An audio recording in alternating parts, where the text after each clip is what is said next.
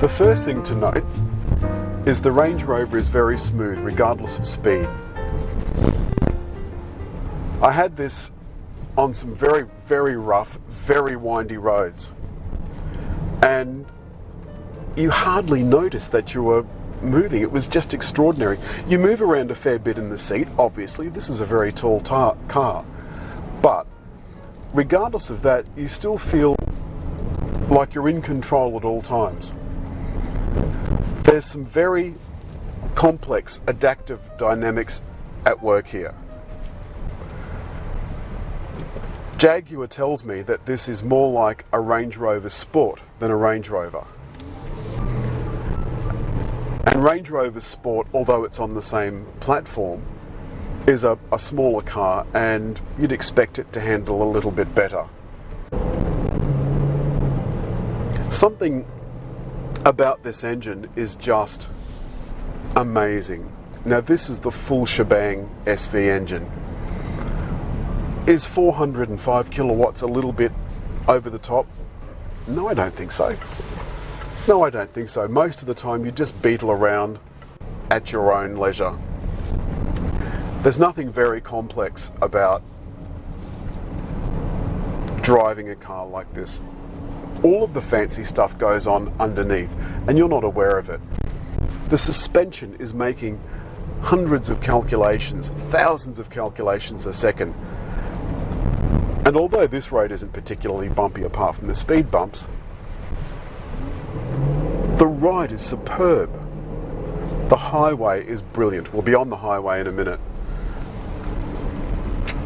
The cabin is quiet.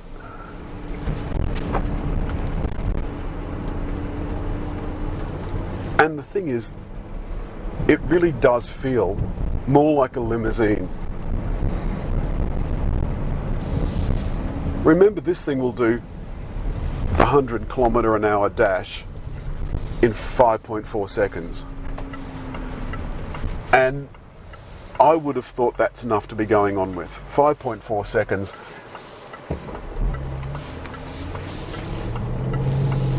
.4 seconds is an extraordinary time for something that weighs nearly 2.5 tons. Of course, if you drove like that all the time, your fuel consumption would soon head south. But with a combination of city and highway driving, and I wasn't being gentle on the accelerator, I'm still getting 12.2 litres per 100 kilometres, as I said before, which I think is pretty damn good.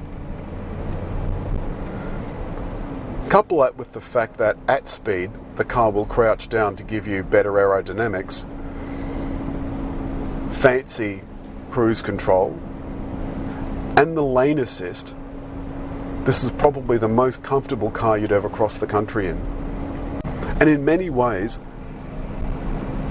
the autobiography Range Rover is the Jaguar XJ on steroids. The ride is superb. Superb enough for royalty.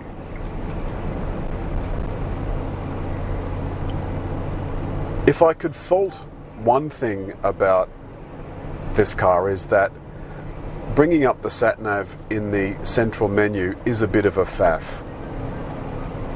I would much prefer just to be able to have a button on the steering wheel and have the driver's instruments go straight to sat-nav, so that the whole screen is displayed and just the speedo along the bottom with fuel and what have you.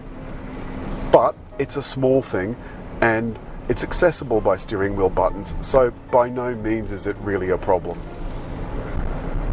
All in all, I would say this Jaguar Land Rover, Range Rover, Autobiography SV Dynamic, what a mouthful, is my favourite car. One of the most exciting things about this car is the performance.